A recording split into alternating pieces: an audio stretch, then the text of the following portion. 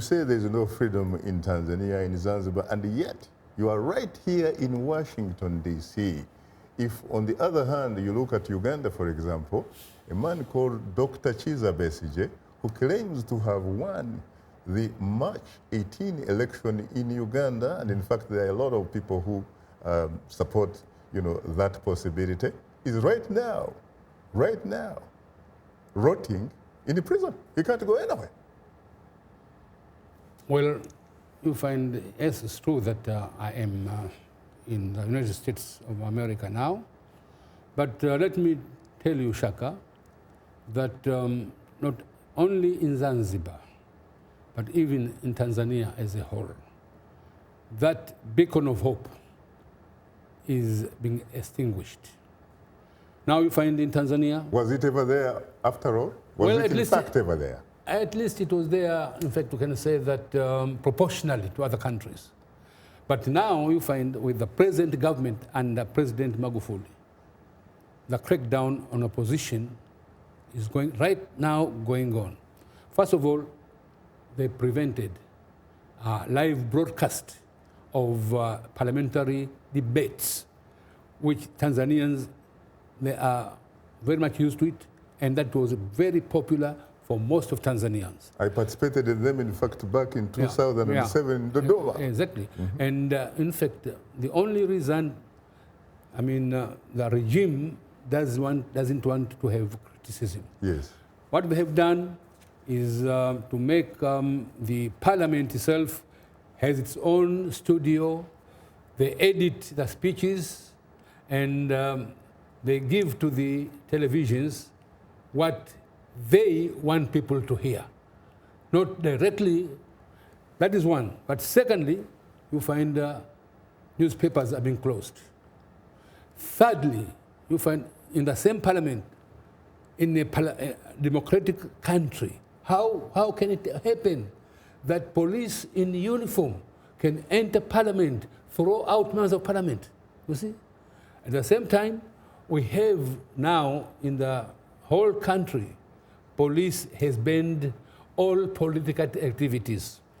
No public rallies, no demonstrations, and in some cases, even indoor meetings. For example, Zito was trying to organize a symposium. Who is Zito?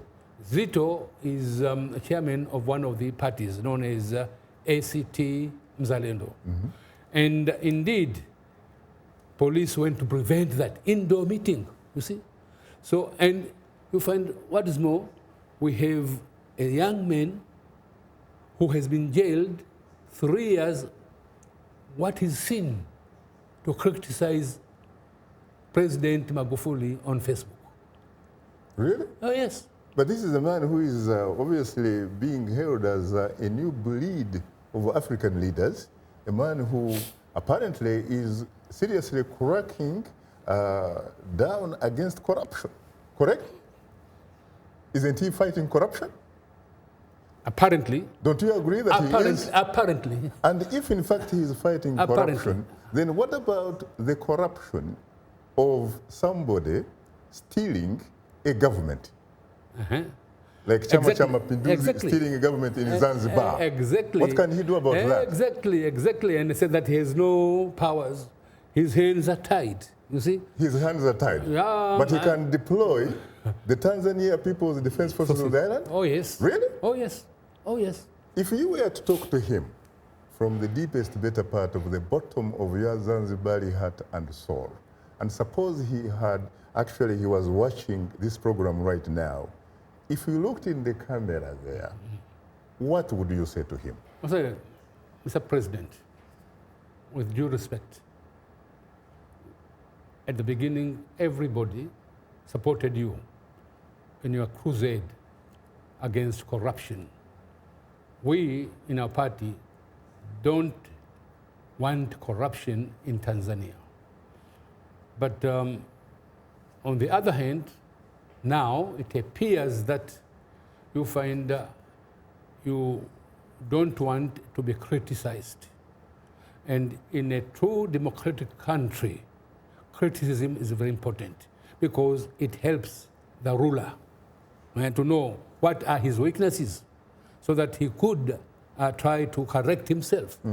But if you shut down, you don't want to be criticized, that is danger to democracy.